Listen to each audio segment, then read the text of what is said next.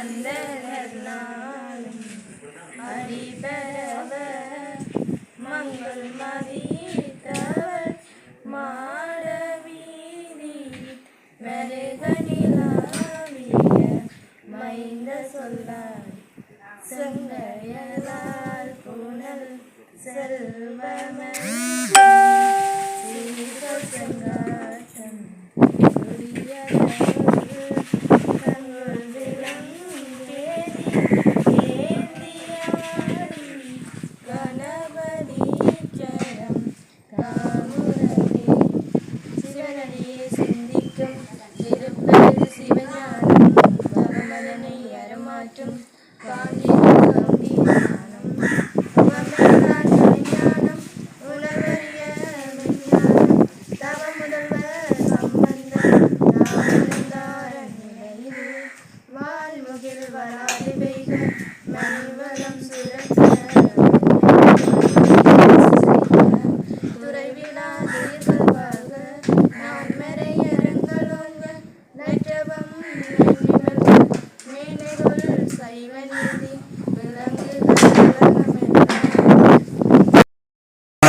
நிகழ்வு.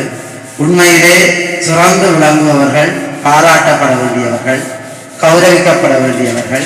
அந்த அடிப்படையிலேயே இந்த நிகழ்வு தற்பொழுது இடம்பெற்றுக் கொண்டிருக்கின்றது.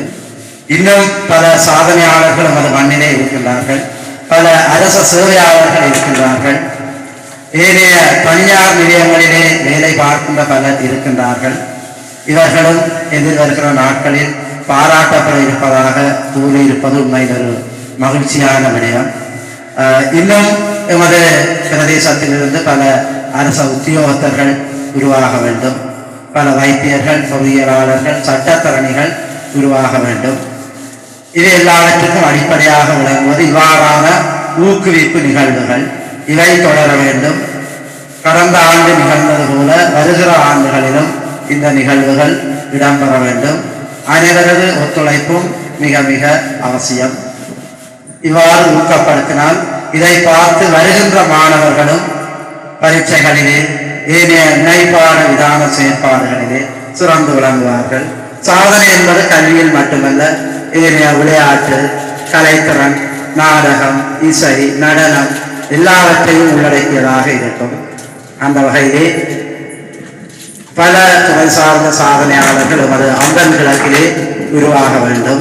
அந்த வகையிலே இன்றைய நாளிலே கௌரவம் பெறுகின்ற 9 சாதனையாளர்களையும் எல்லாம் வல்ல கொட்டோடை பிள்ளையார் மற்றும் முனீஸ்வரன் ஆலயர் சார்பிலே நான் வாழ்த்தி இறைவனது கடாட்சம் அவர்களுக்கு கிடைக்க வேண்டும் என்று கூறி விடைபெறுகின்றேன். நன்றி, வணக்கம்.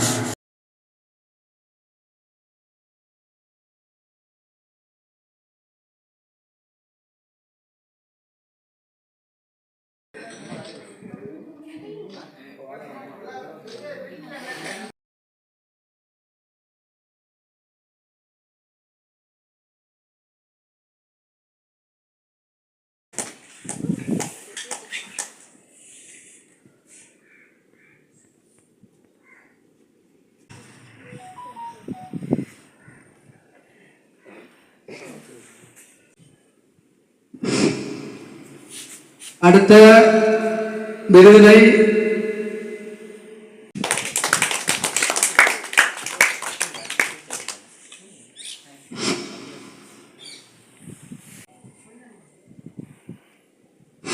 அடுத்த கௌரவத்தினை வழங்குவதற்கு